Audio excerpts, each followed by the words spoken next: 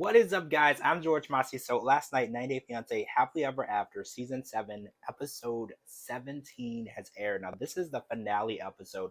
Now, there's a lot more to come because we learned last night there is a four-part tell-all that is going to take us an entire month to get through. So everyone is wondering what type of drama that is going to bring us. But before we get to that, let's talk about what we saw last night with Jovi and Yara. So you guys remember Jovi and Yara were on this European trip where they were actually there, where Yara wanted to help people, especially refugees, people that escaped Ukraine that have been displaced. Now, unfortunately, we didn't get to see any of that take place. It doesn't mean it didn't happen. They just didn't show any of that while they were on this trip. But we did see Jovi and Yara having a very tough situation, trying to decide if it's okay for Yara to stay in Europe with her mom and friend Karina while Jovi goes back home to work. We watched this very simple situation play out over the course of about 16 episodes. They couldn't really come to an agreement on whether or not it's okay for Yara to travel without Jovi being present. Now, the first thing that comes to mind when I hear this story is women are definitely allowed to travel without their husband being present. This isn't the 1900s or even 1800s. We can't tell women that they aren't allowed to do things without proper supervision. Now, whether or not Jovi trusts Yara is another situation on its own, because if he married a woman that he didn't trust, or he married a woman that he didn't believe actually wanted to be with him, and he was actually making sure that she couldn't leave because she didn't have a green card, that is a situation in itself.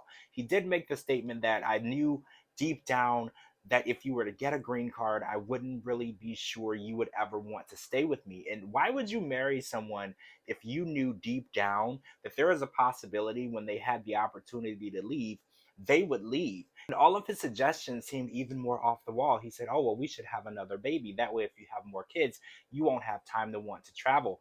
All of that seems a bit crazy to me, because Yara wanting to see her mother and being a part of her actual culture in Europe, there's nothing wrong with that.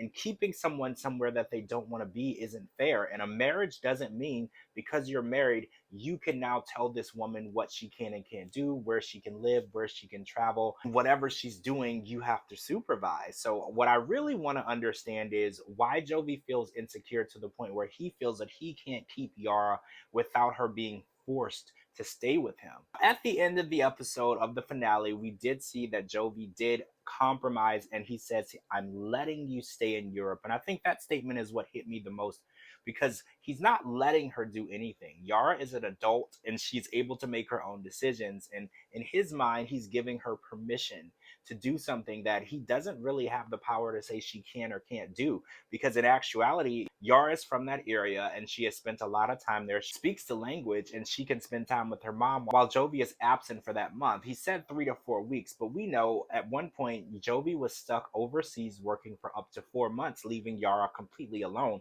I think there's some major issues to be dealt with here, because Yara is feeling as though she needs permission to see her mother.